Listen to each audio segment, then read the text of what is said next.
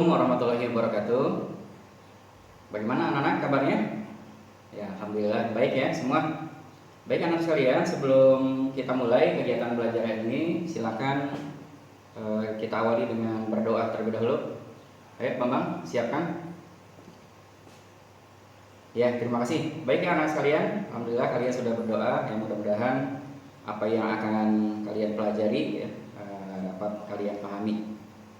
Anak sekalian, pada pertemuan yang lalu Bapak sudah meminta kepada kalian untuk membaca bab 4 ya tentang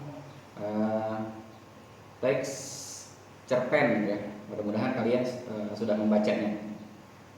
Nah, anak sekalian, untuk materi yang akan kita bahas hari ini tentang cerpen ya.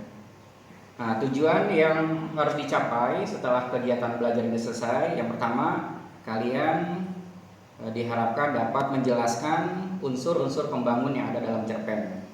Kemudian yang kedua, kalian diharapkan dapat menganalisis sebuah cerpen, kemudian dapat menentukan unsur-unsur pembangunnya. Nah, nanti kita akan berdiskusi ya. Tapi sekarang alhamdulillah kalian sudah duduk berdasarkan kelompoknya masing-masing kan? Ya, ini kelompok 1 ya.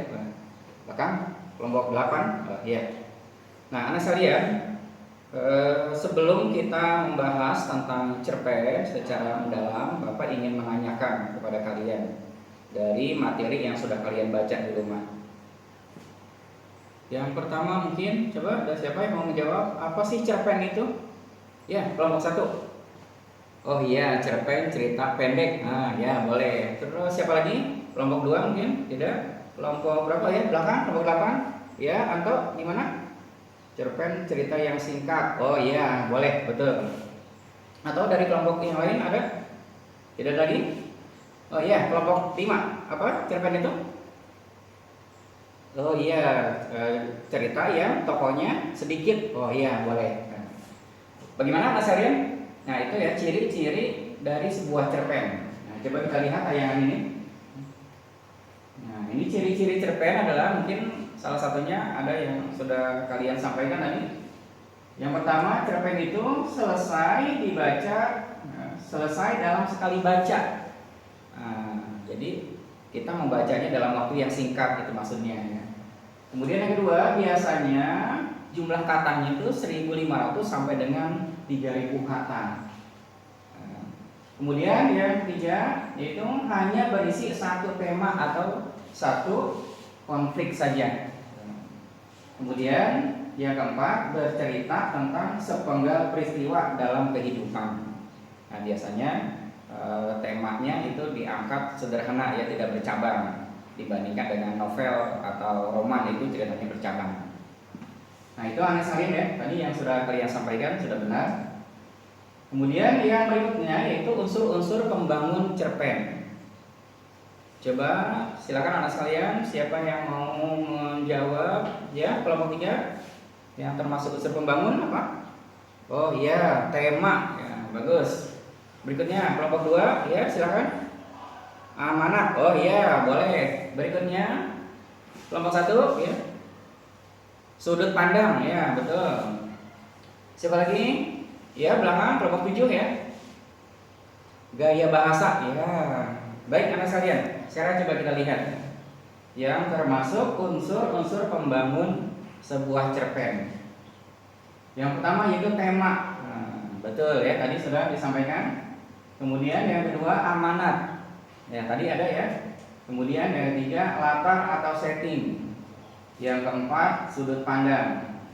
Yang kelima tokoh dan penokohan. Yang keenam alur, dan yang ketujuh gaya bahasa. Nah, berikutnya anak sekalian, coba siapa yang mau menjelaskan tema itu apa sih? Coba dari kelompok mana? Ya, kelompok 5. Apa itu tema? Ya, pokok persoalan cerita ya. Dari yang lain mungkin ada? Ya, tidak ada. Ya, baik. Untuk berikutnya amanat. Amanat itu apa? Ya, kelompok 2 belum? Ya, amanat itu apa? Oh iya, amanat itu pesan ya, ingin disampaikan. Terima kasih. Berikutnya latar atau setting. Siapa yang mau coba menjawab? Ya, belakang kelompok 6. Tempat terjadinya cerita. Oh iya, bagus. Berikutnya sudut pandang. Sudut pandang siapa yang menjawab ya? Kelompok 3. Kedudukan pengarang. Oh iya, kedudukan pengarang. Berikutnya kelompok siapa lagi yang siap menjawab? Tokoh dan penokohan. Oh iya, belakang lagi kelompok 8. Ya, Anto apa? Tokoh dan penokohan. Tokoh itu apa? Pemerannya. Ya, betul. Penokohan sikapnya, ya, sikap yang dimiliki oleh tokoh. Kemudian alur. Alur itu apa, anak sekalian? Siapa yang tahu? Ya, kelompok 5. Ya, alur itu jalan cerita. Ya, betul. Bagus. Kemudian gaya bahasa. Gaya bahasa, siapa yang menjawab? Kelompok 1? Tidak ada? Ya, kelompok 3. Gaya bahasa itu apa? Bahasa yang digunakan pengarang. Oh iya. Itulah pengertian dari masing-masing unsur pembangun ini. Coba anak sekalian supaya lebih jelas lagi nih, kita lihat satu persatu pengertiannya. Yang pertama adalah tema. Tema adalah permasalahan utama yang menjiwai seluruh cerita. Nah, tadi yang sudah kalian jawab sudah benar ya. Kemudian yang kedua yaitu latar atau setting. Latar itu adalah segala keterangan mengenai waktu, ruang, dan suasana yang terjadi dalam sebuah peristiwa. Nah, latar terbagi 3 ya. Ada latar apa? Ya, latar tempat. Kemudian latar apa? Waktu. Kemudian yang ketiga latar suasana. Berikutnya anak sekalian, yang ketiga adalah tokoh. Tokoh itu siapa? Tokoh adalah individu rekaan yang mengalami peristiwa atau berkelakuan, memiliki sifat tertentu di dalam sebuah cerita. Nah, ini pembagiannya anak-anak ya. Untuk berdasarkan perannya, tokoh terbagi atas 3 yang disebut dengan tokoh utama, tokoh pembantu, dan tokoh figuran. Kemudian berdasarkan wataknya ada tokoh protagonis, betul. Yang kedua tokoh antagonis, dan yang ketiga tokoh tritagonis. Kemudian penokohan. Apa itu penokohan? Nah, penokohan adalah cara pengarang dalam menyajikan atau menggambarkan watak tokoh dan penciptaan citra tokoh. Kemudian alur atau plot adalah rangkaian atau jalinan antar peristiwa di dalam sebuah cerita. Nah, yang tadi kalian jawab sudah benar. Berikutnya sudut pandang atau point of view. Nah, sudut pandang adalah posisi pengarang dalam cerita. Nah, yang pertama, pengarang terbagi atas sudut pandang terbagi atas 3. Ya, orang pertama pelaku utama, orang pertama pelaku samping, dan orang ketiga. Nah, biasanya orang pertama pelaku utama menceritakan tentang aku. Aku menceritakan aku.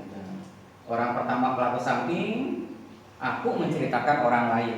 Dan orang ketiga adalah biasanya menggunakan nama tokoh lain. Kemudian amanat adalah pesan yang ingin disampaikan pengarang kepada pembaca. Kemudian gaya bahasa adalah cara pengarang mengungkapkan ceritanya melalui bahasa yang digunakan. Nah, itu anak sekalian ya. Jadi beberapa pengertian dari unsur-unsur pembangun sebuah cerita. Nah, untuk berikutnya anak sekalian, Bapak akan memberikan cerpen kepada masing-masing kelompok ya. Silakan nanti cerpennya kalian baca ya. Kemudian setelah dibaca silakan didiskusikan. Kalian analisis dari unsur-unsur pembangun yang ada di dalam cerpen tersebut. Ya, nanti ini Bapak berikan setelah kalian kerjakan, nanti masing-masing perwakilan kelompok Bapak minta untuk presentasi ke depan dan kelompok lain untuk menanggapinya. Ya. Terasa itu anak sekalian ya, silakan nanti dikerjakan tugasnya. Ini Bapak berikan masing-masing kelompok, ini Bapak berikan ya. Bapak beri waktu selama 15 menit ya untuk mengerjakannya. Demikian anak sekalian ya untuk kegiatan belajar hari ini ya, mudah-mudahan apa yang sudah kalian pelajari dan kita diskusikan bersama kalian bisa memahaminya. Dari Bapak cukup sekian ya. Wassalamualaikum warahmatullahi wabarakatuh.